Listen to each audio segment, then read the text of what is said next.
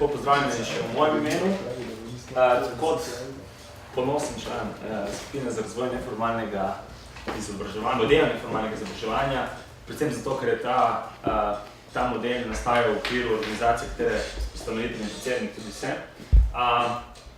Imam tudi to čast predstaviti eno od zaključkov, eno od dilem, ki se je vlekla skozi različne sestanke, več sestankov, in smo se odločili, da to zadevo tudi predstavimo. Torej, odnosno neformalno izobraževanje in mladinskim delom. Zakaj imam jaz to možnost predstaviti? Predvsem zato, ker Mladinsko združenje brez izgovora izvaja vrstniške delavnice v osnovnih in srednjih šolah po Sloveniji. In tukaj smo se začeli potem konkretno spraševati, ali v tem primeru gre za mladinsko delo, ko grejo mladi, 15-16 let stari, recimo v prvi, drugi letnik srednje šole po Sloveniji in predavajo na določeni temi. Zdaj, prišli smo do tega zaključka, da se v vsakem primeru izvajalec v okviru tega procesa oziroma izvajanja teh zadev izvajalcu dogaja mladinsko delo, se pravi na izvajalcu nekemu vrstniku dogaja mladinsko delo, potem smo se začeli spraševati naprej. Potem smo prišli nekaj drugih vprašanj, ki bom skušal tudi predstaviti. Zdaj bi se kakor prosil tako Mateja kot Petra kot Tadeja, če imate vmes karkoli za dodati, ker jaz mislim, da sem še najmanj med vsemi tukaj podkovan z teorijo, še največ mogoče konkretno, trenutno, v tem trenutku s prakso na tem področju, v tej skupini, zato mi brez problemov skočite, če karkoli pozabimo, pa karkoli uporazno ustrelim. Ali bi se mladinsko delo tako dogaja znotraj formalnega izobraževanja? Zdaj, kot sem že pred tem omenil, mladinsko delo se dogaja recimo z izvajalci, v tem primeru te trije dijaki, ki so pred neko določeno skupino mladih v prvem letniku predavali o tobaku. Se pravi, v tem mladim se je dogajal proces, enoletni, dvoletni, troletni proces, kjer so bili usposobljeni, izobraževani na tak in drugačen način, da bojo podali neko znanje v 45 minutah v okviru pouka svojim vrstnikom. Vprašanje je, ali se to šteje kot mladinsko delo, ali so izvajalci del mladinskega dela in ali so poslušalci, ali se njim dogaja konkretno mladinsko delo. Zdaj, vprašanje smo si lahko postavili iz dveh konkretnih vidikov. Torej, mladinsko delo organizira kateri, ki se primarno ukvarja s formalnim izobraževanjem, ali se ne dogaja v rednem šolskem kurikulu, to je ta stopnja več, mladinsko delo se pa dogaja znotraj formalnega izobraževanja, to je ta stvar, ki sem zdaj konkretno predstavil. To, da organizira kateri, ki se primarno ukvarja s formalnim izobraževanjem, bi pomenilo, da se recimo nek profesor ali pa, dajmo reči, nek pedagog ali pa socialni pedagog, sociolog, kdorkoli, se v šoli je zaposlen in dobiva plačo v tem primeru države, odloči, da se bo ukvarjal tudi z neko konkretnim delom, ki mogoče meji ali pa celo upošteva vsa načela mladinskega dela. Se pravi, da bo podajal naprej neke določene vsebine znanja in skrbel za to, da se bojo mladi v okviru pouka ali pa po pouku ali pa tudi ne v okviru pouka sploh, ampak med počitnicami s temi temami, ki naj bi naslavljali mladinsko delo oziroma vsebinami dogajajo. Se pravi, druga možnost je to, kar sem predstavil, se pravi, da recimo mladi grejo v razred v šoli in predavajo nekaj določenih zadevah, skrbijo za neko spremembo vedenja ali pa zgolj za informiranje. Prvo, konkretno, je pa nekdo, ki je že zaposlen v okviru šolskega sistema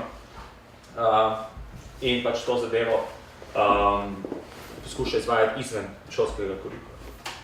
Tako, zdaj, naša teza je bila taka, da se oboje lahko zgodi in področni pogoji lahko tudi sodi v okvir nekega mladinskega dela. Recimo primer, prvo, brez izgovorne delavnice o tobaku. Drugi primer, recimo šola med počitnicami, poletnimi počitnicami, organizira nek neobvezen tabor, kjer se lahko vključijo dijaki ali pa učenci te šole, hkrati pa tudi zunanji. To zadevo pa izvaja recimo nekdo, ki je zaposlen v okviru neke osnovne šole Livade Idler. Zdaj, vprašanje, ki se nam pojavlja, je to vprašanje izvajalca in prejemnika, se pravi, na primer, brez izgovora, mladinsko delo se izvaja pri izvajalcih, kaj pa se izvaja s poslušalci, ki niso tam, recimo, prostovoljno. Drugi primer je bil tabor, ki organizira šola, se pravi, mladinsko delo stališče udeležencev, ki so tam prostovoljno, kaj pa sploh pa izvajalci, ki so pa tam strani šole, se pravi v okviru njihove plače, redne plače, to zdaj izvajajo. In zdaj, v okviru tega smo se tudi vprašali malo več o samem mladinskem delavcu in ugotovili, da lahko mladinski delavec ima več vlog. Se pravi, oziroma nek posameznik ima lahko več vlog, tako kot ima lahko tudi nek posameznik identitete, lahko pripravljena sestavljena iz različnih identitet, recimo, da je nekdo lahko Slovenec, nekdo je lahko zraven, da je Slovenec še oče, poleg tega, da je še oče, je lahko še sin, naprimer, in na dolgi rok je pa lahko tudi nek, ne vem, recimo, da dajmo reči, primer smetar. Lahko rečem, da sem zraven dela še na komunali in ne vem, še nekaj drugega izvaja. Lahko pa tudi kaj drugega mogoče počne. Tu smo nekako prišli do enega zaključka, da mladinskega delavca v tem kontekstu je potrebno gledati kot na eno dolog, ki jih upravlja, in ne kot na edini strokovni profil tega posameznika. Zdaj, do enega zaključka, ki smo ga tudi smo prišli, je to, da pri predevanju odnosa mladinske dela in formalno izobraževanje je potrebno upoštevati status in vlogo izvajalca, torej mladinske delavca kot mladinskega voditelja, ter vlogo prejemnika oziroma udeleženca programa. Zdaj, jaz mislim, da tle se lahko še vrnemo, če kdo od vas soudeležencev, kolegov v skupini bi rad kaj dodal, sicer bomo do tega mogoče potem kasneje še v debati prišli. Drugo vprašanje, ki se je pojavilo, je pa vprašanje neformalnosti mladinskega dela. Se pravi, vprašanje, ali je mladinsko delo kot eno od elementov resnično vključuje dejstvo, da mora biti izven formalnega. Se pravi, tu imamo vprašanje socializacije, recimo participacije, recimo v primeru tako da mladinsko delo kot formalno izobraževanje delo v smeri boljše socializacije oziroma večje participacije mladih. Zdaj pa smo se nekako gledali, da mogoče bi prav formalno izobraževanje dela bolj v smeri socializacije, medtem ko recimo neformalno deluje bolj v smeri participacije. Zdaj, jaz te postavil to tezo, predvsem, da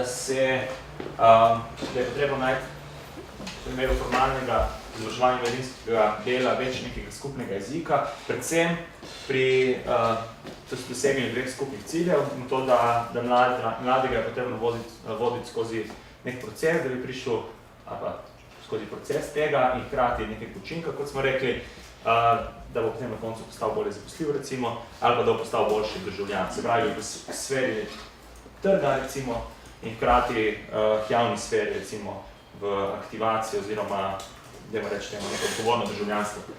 Zdaj, lahko tudi si postavimo tukaj vprašanje, ki je bilo v prvi točki izpostavljeno, se pravi, je mladinsko delo kot enega od elementov resnično vključuje dejstvo, da je izven formalnega.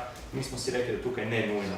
Se pravi, moramo najprej vsekakor utemeljiti, da je mladinsko delo neodvisno od vprašanja formalno, neformalno.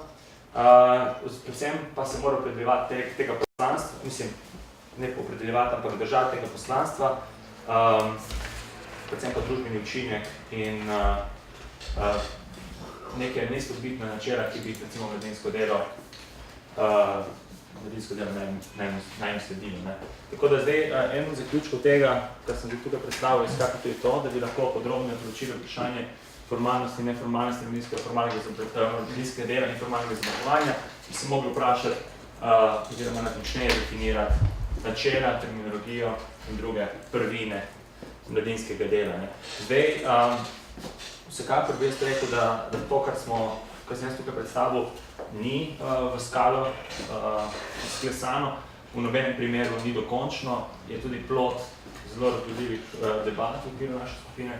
Tako da jaz mislim, da se predvsem stvar, ki bom zdaj povedal, mogoče skupini, ki dela paralelno na tem projektu, ne bo zdela tako všečna, ampak vsekakor je naše mnenje, da se vprašanje smiselnosti formalnega izobraževanja za mladinsko delo oziroma za mladinskega delavca dajmo reči temu, je potrebno vprašati resnično, ali obstaja kakšen nek globlji smisel temu, da se res pripravlja nek formalni poklic za nekega mladinskega delavca, medtem ko je pač potrebno do te zadeve priti predvsem izkušenjsko skozi različne oblike izobraževanja oziroma učenja. Zdaj jaz verjamem tle, da bom mogoče dobil celo vrsto kopij v glavo, ampak imel sem to srečo, pa ne se reče, da sem mogel tudi predstaviti, ampak vsekakor menim, da je to vsekakor eno tako izhodišče za debato za naprej, ker smo se parkrat tudi vprašali, kakšen je resnično tu smisel pripravljanja tega takega poklica, formalne izobrazbe na tem področju. Tako da, če so kakšno vprašanja, sicer hvala za pozornost, če ni nobenih vprašanj. Kaj, tu si že vsa kopija zmetal, da si jih podelal. Tako. Da so prosto bomo. Ja, to so naši mladi v okviru Mladinskega združenja brez izgovora. Mislim, to so bili naši mladi pred 2 letoma, zdaj nas je malo. Tako da, ni sreče smo imeli, takrat je bilo dolgo nakupno. Ja, hvala lepa. Okay.